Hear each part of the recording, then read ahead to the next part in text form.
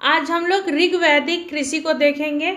यहाँ पे हम लोग पढ़ने से पहले ये जान लेते हैं कि इस जो टॉपिक हम लोग पढ़ने जा रहे हैं इसमें ऐसे बहुत से शब्द आएंगे जो आप परिचित नहीं होंगे या फिर ये बिल्कुल अलग तरह का होगा, क्योंकि हम लोग ऋग वैदिक कालीन ग्रंथों का अध्ययन करके हम लोग इसका पता लगाते हैं कि कृषि किस प्रकार थी। तो ऋग्वेद में जिस प्रकार के मंत्र लिखे गए हैं, जिस प्रकार के शब्द का उल्लेख वहाँ पे किया गया है, तो उसी शब्दों को अगर आप लोग डायरेक्टली देखते हैं तो वाकई वो डिफरेंट लगेगा। तो चलिए हम लोग देखते हैं ऋग्वैदिक कृषि के बारे में। ऋग्वैदिक कृषि, ऋग्वेद में कृषि के बहुत कम उल्लेख मिलते हैं। 4 वेद है, उसमें से जो ऋग्वेद है इसमें कृषि का बहुत ही कम उल्लेख मिलता है। मतलब कि औरों की अपेक्षा, मतलब पशुधन की अपेक्षा कृषि की बहुत कम उल्लेख यहाँ पे मिलती है ऋग्वेद में। ऋग्वेद में यव और धान्य शब्द का ही उल्लेख मिलता है, परंतु इन दोनों शब्दों के अर्थ भी स्पष्ट नहीं है। यहाँ पे हम लोग देख रहे हैं कि ऋग्वेद में बहुत कम उल्लेख मिलता है और उसमें भी क्या मिलता है, यव और धान्य। तो इससे यह स्पष्ट नहीं होता कि आखिर इसका मतलब क्या है। यहाँ पे वही चीज़ को बोला जा रहा है, क्योंकि यहाँ पे ऋग्वेद है ना, वो सरल भाषा में नहीं है, सरल हिंदी भाषा में नहीं है कि हम लोग उठाएं और पढ़ने लगे। तो वो संस्कृत में लिखी गई है और उसमें बहुत से ऐसे टर्म हैं जिसे समझना मुश्किल होता है। तो इस प्रकार कृषि के तो बहुत कम उल्लेख मिलते ही हैं, साथ में इसका यव और धान्य का जो एक्चुअल मीनिंग है वो पता नहीं चल पाता। यद्यपि कालांतर में ये दोनों शब्द क्रमशः जौ और चावल के अर्थ में प्रयुक्त होने लगे, किंतु ऋग्वेद में प्रयुक्त धान्य का अर्थ चावल नहीं है। यहाँ पे कहा जा रहा है कि बाद के दौर में, ऋग्वेद के बाद उत्तर वैदिक काल में ये जो शब्द है उसका जो मीनिंग है वो जौ और चावल से ही लगाया गया। लेकिन यहाँ पे कहा जा रहा है कि ऋग्वेद में जो ये धान्य शब्द है ना, इसका एक्चुअल मीनिंग चावल नहीं है, ऐसा विद्वानों का कहना है। कुछ विद्वानों ने धान्य का अर्थ सामान्य अनाज से लगाया है। यहाँ पे कहा जा रहा है कि ये धान्य का अर्थ तो स्पष्ट नहीं है, लेकिन जो अनुमान लगाया गया है, जो अंदेशा लगाया गया है उसका मीनिंग का, तो वो क्या है, सामान्य अनाज। सामान्य अनाज के अंतर्गत बहुत सारे अनाज आ जाएंगे। ऋग्वैदिक आर्यों को केवल 2 ही अन्नों का ज्ञान था, उचित प्रतीत नहीं होता। उनके अनुसार रवि की समस्त फसलों को यव और खरीफ की समस्त फसलों को धान्य कहा जाता था। यहाँ पे कहा जा रहा है कि ऋग्वेद में तो हम लोगों को 2 ही शब्द मिलते हैं कृषि से संबंधित, यव और धान्य का। तो केवल ऋग्वैदिक जो लोग थे केवल 2 ही प्रकार के फसल के बारे में जानते थे, ऐसा बिल्कुल नहीं है। क्योंकि हम लोग देखते हैं ऋग्वेद के जो ग्रंथ है, ऋग्वेद, यजुर्वेद, सामवेद, ये सब कितना व्यापक बताता है हमें कृषि के बारे में, यज्ञ के बारे में और भी राजनीति के बारे में। तो ये कैसे संभव है कि इन लोगों को 2 ही फसल के बारे में पता हो, ऐसा विद्वानों का कहना है। और वो मानते हैं कि ये जो टर्म यूज कर रहे हैं यव और धान्य, ये प्रायः 2 फसल के लिए किया जा रहा है। मतलब एक रबी की फसल के लिए और दूसरा खरीफ के फसल के लिए। तो रबी के फसल के अंतर्गत भी हम लोग बहुत सारा अनाज देख लेते हैं, खरीफ के फसल के लिए भी हम लोग बहुत सारा अनाज देख लेते हैं। तो इस प्रकार विद्वानों को कहना है कि नहीं, वो यव और धान्य का जो यूज है वो रबी और खरीफ के टर्म में किया जाता था ऋग्वैदिक काल में। ऋग्वैदिक आर्य हल के प्रयोग से भी परिचित थे। यहाँ पे कहा जा रहा है कि जो ऋग्वैदिक जो लोग थे वो हल चलाना जानते थे, हल से वो वाकिफ थे, परिचित थे। वैदिक साहित्य में हल के लिए सीर, सील एवं लांगन आदि शब्दों का प्रयोग किया गया है। यहाँ पे कहा जा रहा है जो वैदिक साहित्य है, ऋग्वेद, यजुर्वेद, ये जो साहित्य है उसमें हल को सीर, सील या लांगन कहा जाता है। मतलब हल कहना है तो वो सीर ही कहेंगे या सील कहेंगे या लांगन कहेंगे।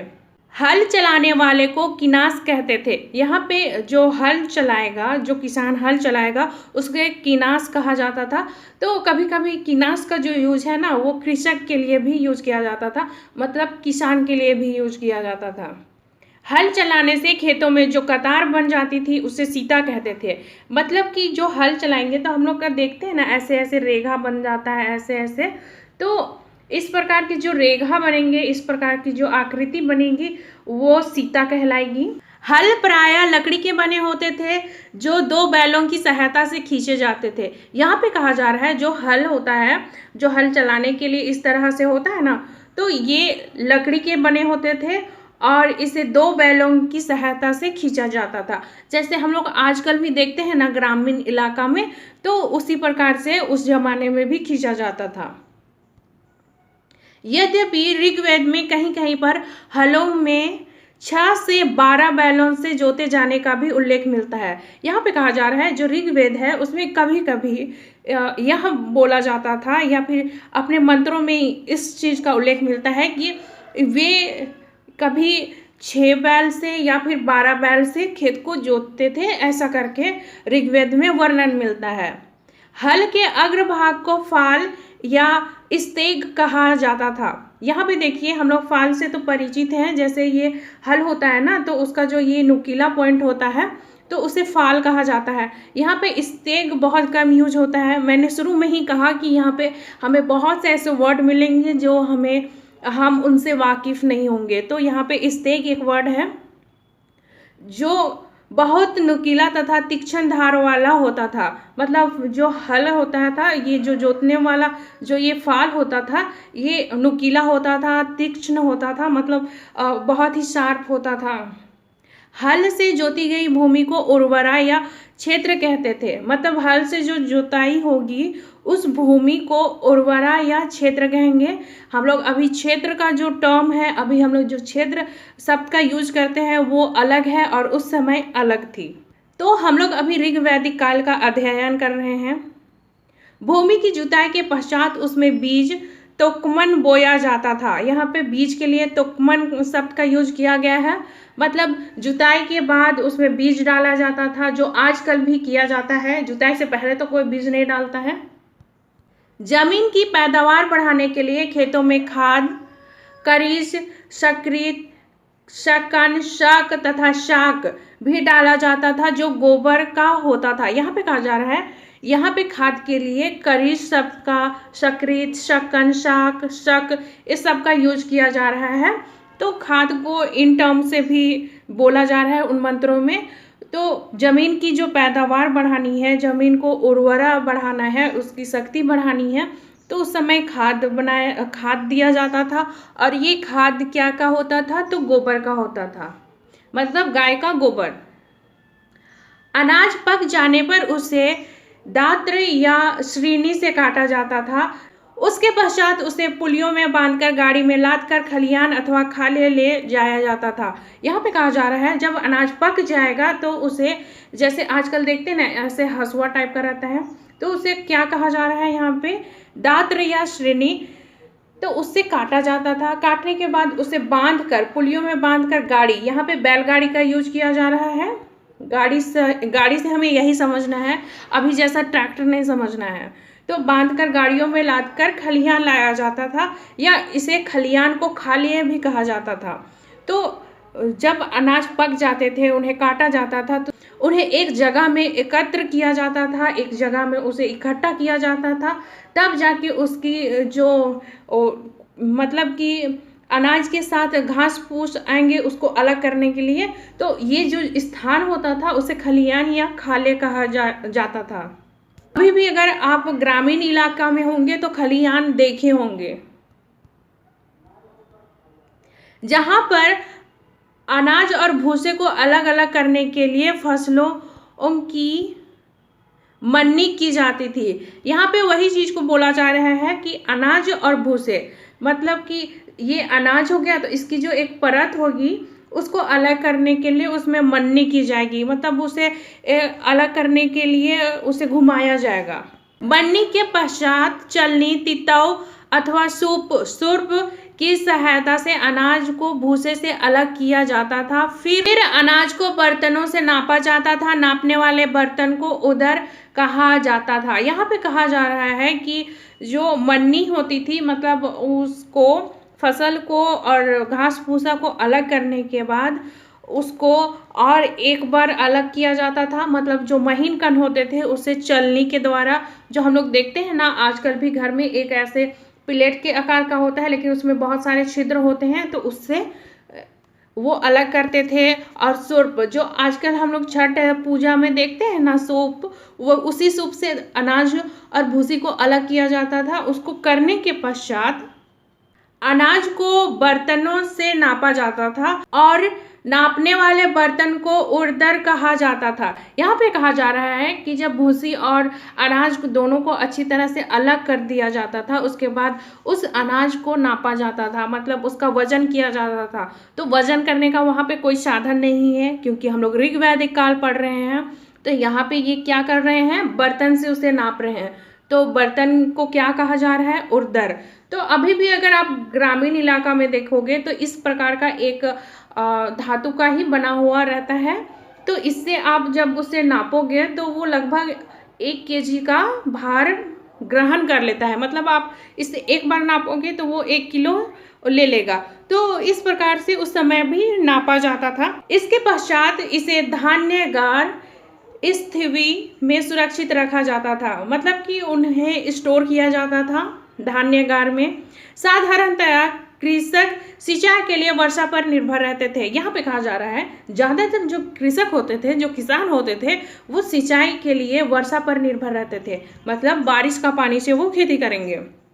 जैसे कि धान रोपाई से पहले हम लोग देखते हैं ना, धान रोपाई के समय किसान बारिश का इंतजार करते हैं, उसके बाद जब हो जाती है बारिश तो वो बोना शुरू कर देते हैं। तो उसी प्रकार उस समय भी कृषक सिंचाई के लिए वर्षा पर निर्भर रहते थे। ऋग्वेद में एक मंत्र में जल के 2 प्रकार बताए गए हैं, खनित्रिमा और स्वयंजा। यहाँ पे कहा जा रहा है जो ऋग्वेद है उसमें मंत्र है, उसमें 2 प्रकार के जल का, मतलब 2 प्रकार के पानी का उल्लेख किया जा रहा है। एक है खनित्रिमा और दूसरा है स्वयंजा। खनित्रिमा वह जल होता था जिससे खोदकर प्राप्त किया जाता था, जैसे कुएं का जल। यहाँ पे कहा जा रहा है ये जो खनित्रिमा होता था उसे खोदकर प्राप्त किया जाता था, मतलब कि कुएं, अगर बिना खुदाई के तो कुआं बन नहीं सकता, तो उसे खोदकर ही तो बनाया जाएगा ना, तो उस जल को खनित्रिमा कहा जाता था। स्वयंजा वह जल होता था जिससे बिना खोदे प्राप्त किया जाए, जैसे नदी, नालों एवं वर्षा के जल। यहाँ पे कहा जा रहा है कि ये जो स्वयंजा होता था वो स्वयं वाला जल होता था, मतलब वो नदी में खुद से आके जमा हो जाएगा, और तालाब में या फिर वर्षा का जल, तो ये जल क्या होते थे, स्वयंजा। कुएं से जल निकालने के लिए वे चर्म रज्जु बरतरा के एक सिरे पर लकड़ी की बाल्टी बांधकर पहिए या चक्र के सहारे मजदूरों अथवा बैलों की सहायता से पानी ऊपर खींचते थे। यहाँ पे कहा जा रहा है कुआं जो होता था उससे जल निकालने के लिए वो चर्म रज्जु, मतलब एक प्रकार की रस्सी का यूज करते थे और उससे ही वो पानी निकालते थे। और यहाँ पे लकड़ी के बाल्टी का वर्णन किया गया है। तो यहाँ पे ये चक्र का जिक्र हुआ है। तो हम लोग देखते हैं कि कुआं इस प्रकार से अगर रहता है तो यहाँ पे चक्र लगाया जाता है और ये वाला सिरा ऐसे, तो इस चक्र से बांधकर और वो मनुष्य या फिर पशुओं की सहायता से उसे खींचते थे। ऋग्वेद में इसके लिए पत्थर के चक्र, अस्म चक्र का उल्लेख मिलता है, मतलब ये जो चक्र है ऋग्वेद में बोला गया है कि ये पत्थर के बनाए जाते थे। इस प्रकार कुएं से निकाला गया जल बड़ी बड़ी नालियों द्वारा खेतों तक पहुंचाया जाता था। यहाँ पे कहा जा रहा है कि जो अब पानी निकल गया कुआं से तो अब वो खेत तक कैसे पहुंचेगा, तो वो बड़ी बड़ी नालियों की सहायता से खेतों तक पहुंचेगा। साथ ही फसल को नष्ट करने वाले कीड़ों, टिड्डियों और चिड़ियों से सुरक्षा के उपाय भी करते थे। यहाँ पे कहा जा रहा है जो फसल को नुकसान करने वाले कीड़े होते थे, टिड्डी होते थे या फिर चिड़िया होते थे, उससे भी फसल को बचाया जाता था। मतलब ऋग्वैदिक काल में भी लोग इन चीज़ों से परेशान थे, कीड़े, टिड्डी और चिड़िया से। तो फ्रेंड्स, ये हम लोगों का ऋग्वैदिक कृषि का वर्णन था और इसमें हम लोगों ने कुओं का जिक्र देखा, 2 प्रकार के जल देखे, और ऋग्वेद में हम लोगों ने सबसे इम्पॉर्टेंट थिंग कि कृषि का बहुत ही कम उल्लेख मिला है। तो आप इसे एग्जाम में लिख सकते हैं। अगर कृषि से संबंधित क्वेश्चन आते हैं तो आप इसे बेझिझक लिख सकते हैं अपने एग्जाम में। तो थैंक यू फ्रेंड्स।